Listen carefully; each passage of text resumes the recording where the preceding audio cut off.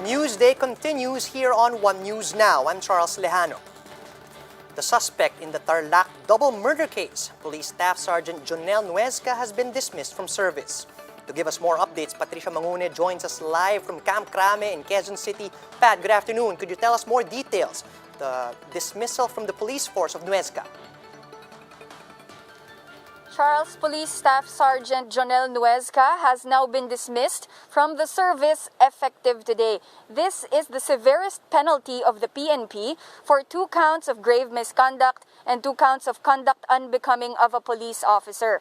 The PNP Internal Affairs Service has resolved his administrative case in less than 30 days. This is after Nuezca shot dead point blank his neighbors, Sonia and Frank Gregorio, after an altercation in Paniki, Tarlac last December 20, 2020.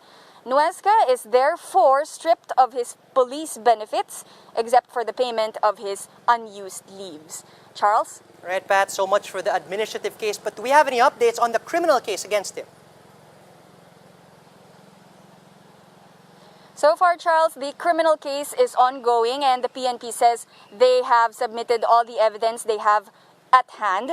So it will be up to the courts now to decide whether his not guilty plea, which he entered during his arraignment, will stand. Charles? Right, Pat. PNP Chief Sinas also talked about the case of flight attendant Christine Dacera. What is the latest on this? Charles, the PNP Chief General de Bold Sinas announced earlier today that they will conduct an internal inquiry on the possible liability and get findings and a recommendation on the possible liability of Makati police officers investigating the Dacera case. And they are giving themselves a deadline of until January 13 to be able to collate these findings. And Charles, this was prompted by the Makati City Prosecutor's Office releasing a resolution and referring the case back to the police for further investigation on the rape and the homicide allegations. Charles? Right, Pat. We do know that City Garden Grand Hotel is also very much involved. Do we have any updates on possible sanctions against them? Charles, Regional Director of the NCRPO, Brigadier General Vicente Danao, earlier said that he's warning the hotel management of a possible case of obstruction of justice because until now they have failed to submit a list of those personalities who made a booking at the 2207 room where Christine Dacera was also seen to be crossing or transferring to before she died. Charles? Pat, do we have any other salient points discussed by the PNP during today's press conference? Yes, Charles, aside from the Nuezca and the Dacera case, the PNP also gave an update on the recently concluded Traslacion in Quiapo on Saturday, and they mentioned that it was generally peaceful and no untoward incidents were reported, but they will have to conduct a swab test for the 4,500 police who were deployed in the Quiapo area, just to make sure that none of them contracted the COVID-19 virus. And aside from that, in the Traslacion, also related to the Traslacion, the PNP also released a directive to their policemen that only the high-risk close contacts or those without face masks and face shields who were exposed to positive cases will be quarantined. Charles? Thank you, Patricia Mangune, reporting live from Camp Crame. An official of the Quiapo Church is encouraging the thousands of devotees who joined the Traslacion to undergo self-quarantine.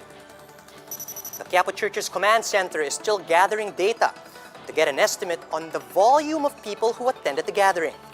But it is possible that this number reached 400,000 since there were already people in the vicinity of Quiapo Church as early as 2 a.m. on Saturday. Parochial Vicar Father Douglas Padong sees nothing wrong with a high turnout as long as the attendees would stay inside their homes for a few days. The DOH has called on those who attended the feast to observe themselves for possible symptoms of COVID-19 after seeing videos of devotees violating health protocols, especially physical distancing.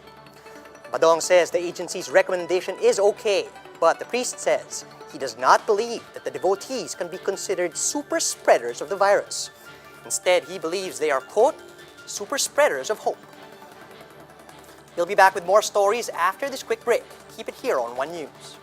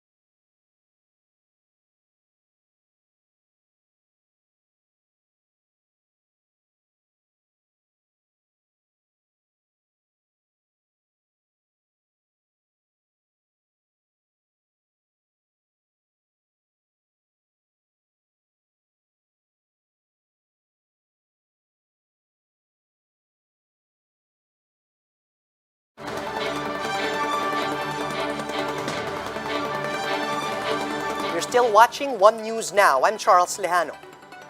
Vice President Leni Robredo slammed those who are pushing for another attempt at charter change, saying the government has more important things to focus on. In her weekly radio show, Robredo said the timing for Chacha is wrong, given the ongoing pandemic. She cited independent assessments that showed the Philippines among the worst performing economies in Asia due to the impact of COVID-19. Robredo attributes this to the government being too preoccupied with matters that are unrelated to its supposed pandemic response. Nakapasa tayo ng anti-terror law. During the pandemic, napasara yung ABS-CBN. Tapos ngayon na naman, magcha-charter change tayo during the pandemic. Hindi pa ba tayo natututo? Hindi pa ba tayo natututo na yung energies natin at yung attention natin, i-focus natin sa mga bagay na hindi magpapahirap sa ating mga kababayan?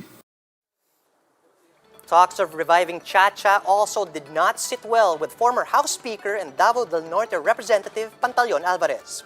He says there's simply not enough time to amend the Constitution, despite lawmakers claiming that only the economic provisions and the party list system would be subject to changes. Mag-focus na muna tayo sa pandemic. Focus na muna tayo dito. Ito yung urgent na problema natin. Sana pigilan na nila yan. Those are false hopes, no? Maging realistic tayo. Ilang buwan na lang ang natitira para filing na naman ng certificates of candidacy. Ngayon, hindi po ganun kadali yan na basta sabihin mo, aamindahan mo yung saligang batas. Yan ay dadaan sa House of Representatives at yan ay dadaan sa Senado. May mga debate pa dyan.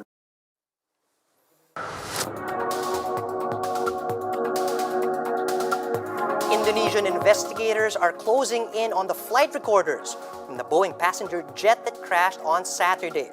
Authorities confirmed that the plane was intact when it struck the Java Sea. Kyung-hee Park reports on Bloomberg Daybreak Asia. We know that it was intact when it hit the water. So basically, it broke on impact when it hit the water, meaning that for now we might be able to take terrorism off the list of what might have caused the accident. Of course, we still do not know, and finding these black boxes would be very crucial in finding out what happened to have the plane fall at such a high speed when it did. Kyung-hee, of course, Indonesia has a pretty terrible, tragic history when it comes to aviation safety. What do we know about Sriwijaya Airways? Oh, it's mostly a domestic operator at the moment. It does sort of have some regional flights, but it's really domestic dedicated.